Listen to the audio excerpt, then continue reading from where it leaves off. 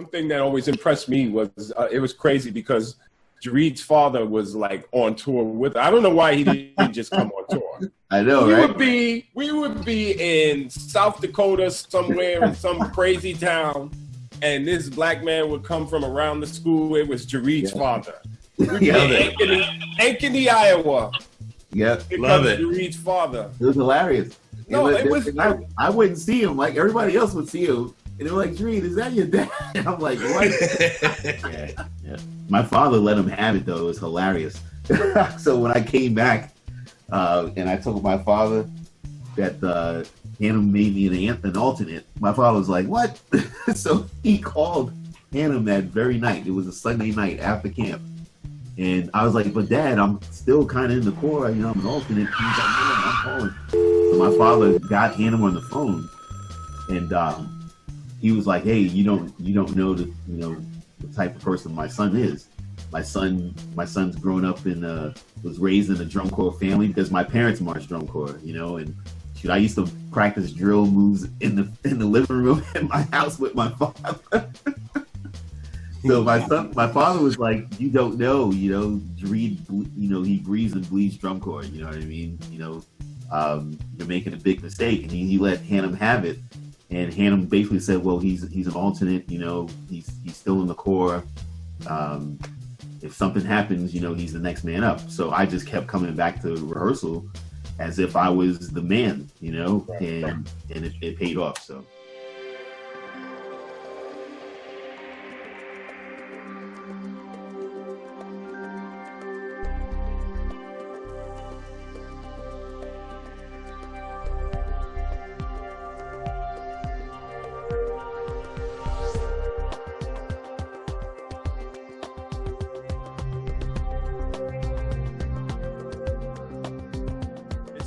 Michael Amador.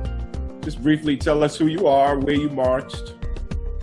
Michael Amador, SCV 1984, 85, 86, 87, and aged out in Garfield Cadets 1988. One of the very first people to do that. Jareed Brown marched in Garfield Cadets from 1987. I played cymbals in 1987. And then I went on to play bass drum from 1988 on to 1991 with the Garfield Cadets, or Cadets of Bergen County. And then? And then I went to Star. I marched in the New York Lancers, CMCC Warriors 1983, and then the New York Lancers from 1984 through 86, and then Garfield Cadets from 87 to 91. Took a year off to do an internship in 92, and then in 93 I aged out in Star of Indiana. Man, were you like 4 when you started? How old were you when you started, man? When I started marching, I was 10, I think. Oh, wow. Okay. 10 years old. Yeah. We marched in the same corps. We didn't march together, but we marched in the New York Lancers. Yeah. I'm Maggie Lawrence Temple. I'm from New Jersey. And I started in 1983 playing the cymbals in the Bushwhackers Senior Drum Bugle Corps.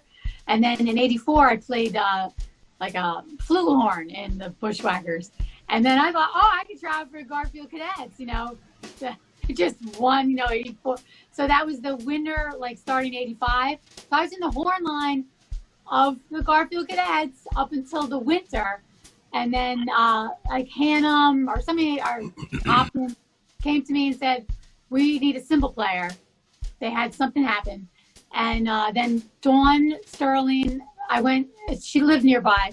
So she taught me everything in a weekend. And then I became a Garfield Cadet cymbal player. And 85, and then 86, I was a cymbal player. And I was in the color guard with there was 8 of us, 6 guys, 6 girls. We did the guard in 86. And 87 was my last year. And Garfield wasn't my age out year. I went and got a job. By then I was in college cymbal player. I was burnt out. I got a job. I didn't March 88. We could have aged out together. Oh! You, Michael Jones, and myself. Yeah. Dude, Mike Amador, you probably told me this before, but I never knew you marched 84 at Santa Clara.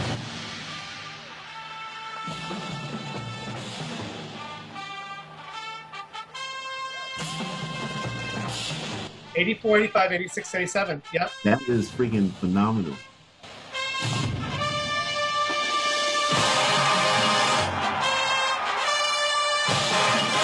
Where'd you march before Santa Clara?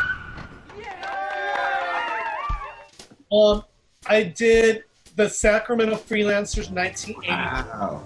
And then, I moonlighted doing a ton of Winter Guard out there in Northern California before all that. And actually at the same time as I was doing Santa Clara. So I had a full plate. Wow. That's cool. So that'll lead me to the first question for all of you guys, but I'm going to point it right now to Michael Amador.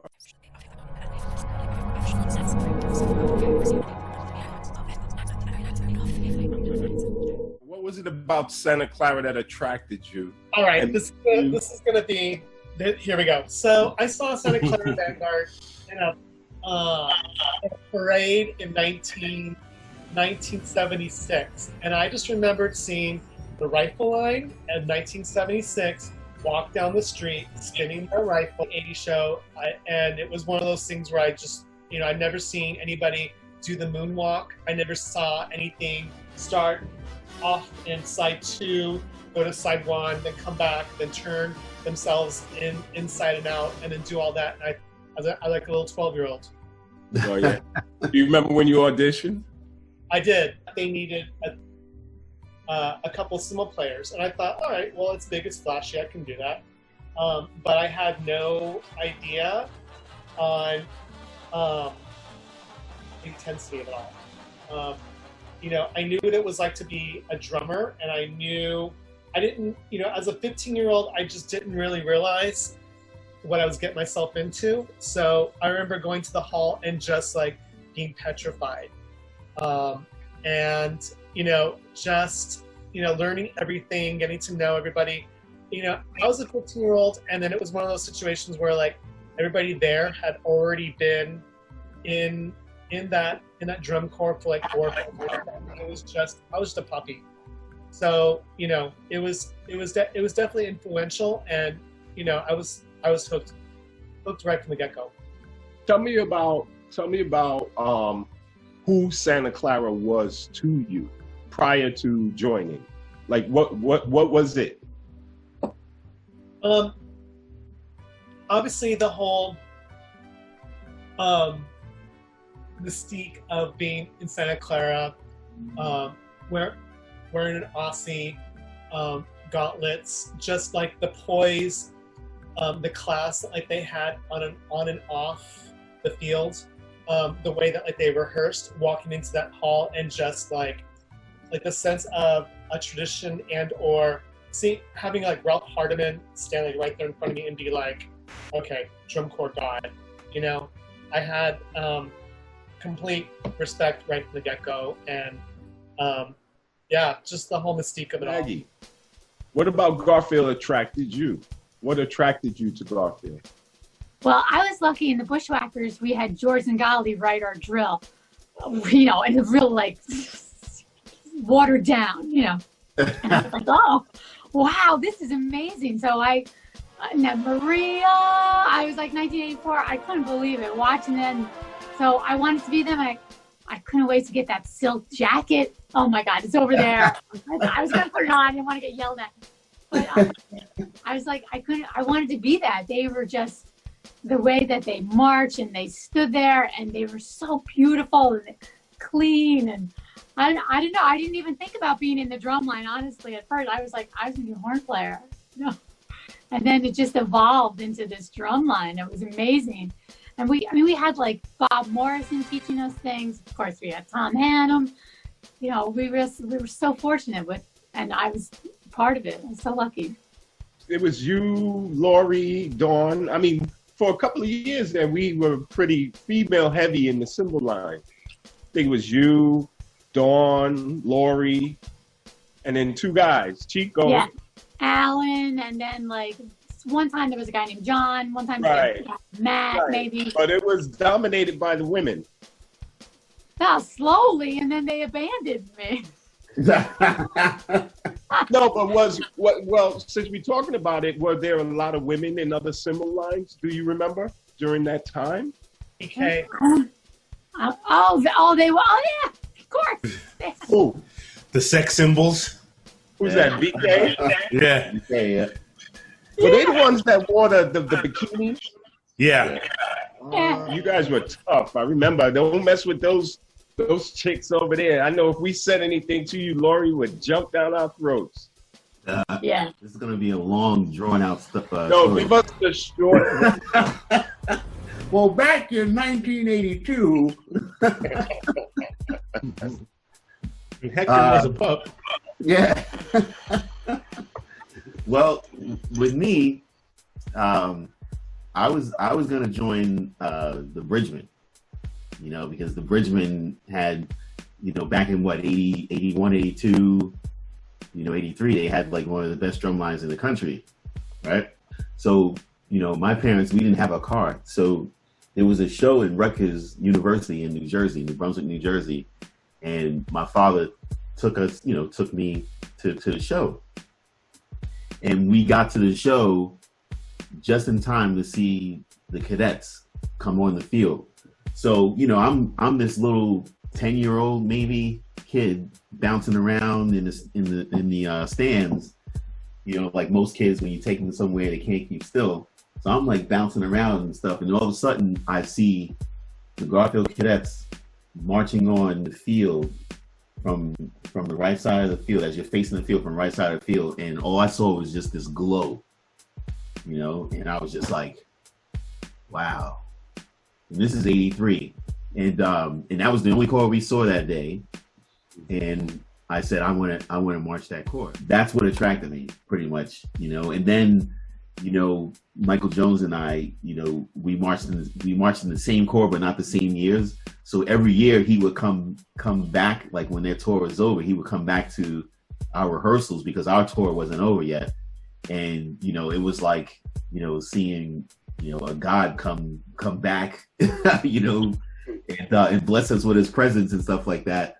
So I was just like, wow, that's where I want to be. That's where I have to be. And every year I would say that I would go. The group that I was in at the time would say, oh, no, you're not going to make it. You're not good enough to make it. And finally, in the age of 14, I almost didn't make it. That's another story. But I was finally able to march my dream and march in the cadets. And it just so happened it was one of the best years ever. Yeah. Yeah. You, like me, came into a winning year. I think about that with you.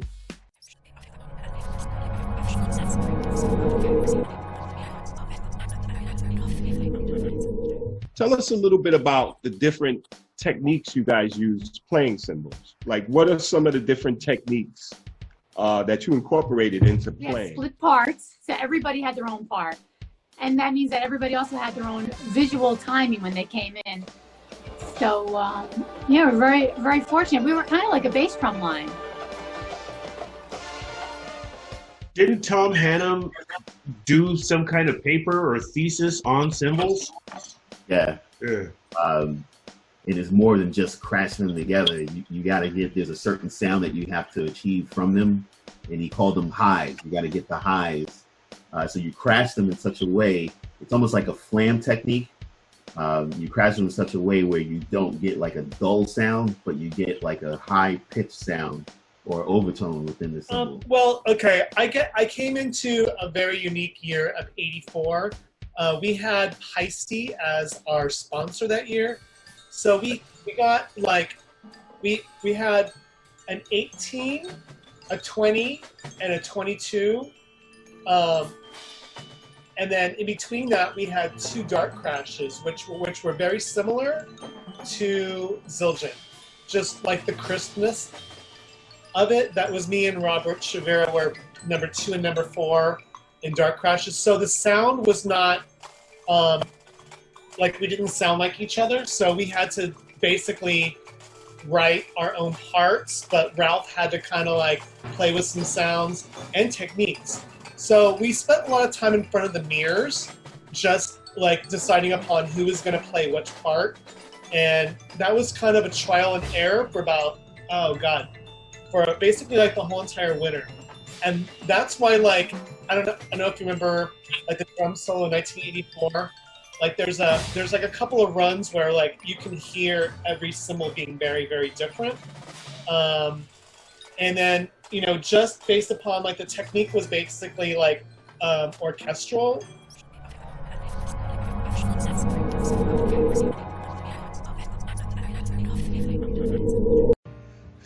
I don't know that I've ever seen a Santa Clara cymbal player with sleeves on their shirt, but also Mike and everyone else, how important was the visual aspect? I know with Santa Clara it was huge in the cymbal line. It was huge. Well, that didn't, I gotta say, that didn't happen until 84. And it was kind of an interesting perspective because if you think about how Dave Owens and Myron Rosander changed their approach of the Santa Clara Vanguard cymbal line, was kind of happened in 84. Because in 84... And who are they? Dave Owens was a drill writer. And then in 85, 86, 87, Myron Rosander kind of got passed the torch. And they were show coordinators, drill writers, everything under the 84. We were on the back 50 and we marched up and down the 50. And then that evolved into 80. Like, fast forward a couple of years, we were a little bit more integral inside the whole entire drum corps. In 87, we started off in the pit, and then we came on the field and we're pretty much in front of the drum line the whole rest of the show. And there was a couple of moments there where, like, we never left the front patch from the whole show on. So just the fact that we had to raise the bar and or be like badass right from the get-go was kind of the pressure on ourselves. But the visual aspect was that was kind of like reinventing the wheel for us because every year had to be a little bit different. And it was the same guys, so we knew how to play. But, you know, just our approach was a little bit different every year. There was a point where, like, okay, Santa Clara is always known for their drum line. I mean, and drum line includes cymbals. But there was a point, and you kind of explained that, where the cymbals kind of took a place separate and apart from the drum line. Like, you guys were your own kind of entity. You know, if you watch the beginning of Russian Christmas music when the choir is doing that thing and you guys are going backwards in that line, right in the beginning, the big hit. You know, you guys kind of were your own thing. Why did that happen? Why did that happen? Interesting story to 87 is they thought we were going to be in the pit the whole entire beginning of Russian Christmas. And then there was a point where, like, we're just kind of standing around. We didn't have parts like the second half of like Russian Christmas. And then we had cymbal parts to it. And then they realized we're not on the field. So right. So us and Myron just kind of wrote ourselves into the show. But, you know, and then more importantly, it was kind of interesting to kind of hear the drum line back there when we were in front. So that was a whole other ensemble part where, like, we're not really a part of the drum line, but we're more of the visual aspect of the show. I'm going to step in, though, because you guys always kind of set yourself apart from the drum line. You know, we'd be out there doing our thing and doing a battery run through and whatever, and we wouldn't see the cymbals for hours. Well, and then there'd come back time for run throughs, and then there's the cymbals. Well, like you know, it was one of those things too where, like, ensemble kind of turned into full ensemble snare sectional. Yeah. We call it FES, which was full ensemble snare sectional. And you know, like we with the pit, you know, like we were buddies with the pit, and that's how that all kind of happened. Our cymbal line, and Maggie can attest to this. We kind of did our own thing too. Like, while the drum line was getting beat up, we would kind of disappear, hang out in the schools, in the shade, or under a tree. We needed to see our reflection in front of, like, glass or We would steal people's food when we showed up to like a show. The drum line would go warm up, and we would, hang out at the gate or go in to see a show or just hang out, And then we meet the drum line at the gate when it was time to go on, and we just did our thing, I was curious, is it, at the shows, is there a warm-up? Do you guys have a warm-up? Do you have a bunch of exercises that you did to prepare for the show, or you just rehearse the show? No, you didn't have any exercises that you got. we would do a lot of hand clapping parts and stuff. What about you, Michael? We had some warm-ups. We did them in the early winter. They were the same ones. We had a couple of visual things too, but we would do a visual run too. But we always joined the drum line at shows for ensemble. But we had other duties to go and get the props to the gate and then help the pit to the gate, and then we would come back to ensemble. We were out there. We would get yelled to come to the field, and then we would come to the field. We weren't always hiding. Right. Most of the time we were hiding them. I remember you guys hiding a lot, but yeah, you were. There's a lot of videos where I'm going, what's that big hole? Oh, it's the cymbals. Missing. And we met people. You met people? Yeah, like Myron. We have a lot of friends and other people. We're going to talk about Myron. We're going to talk about Myron. What? We were ambassadors.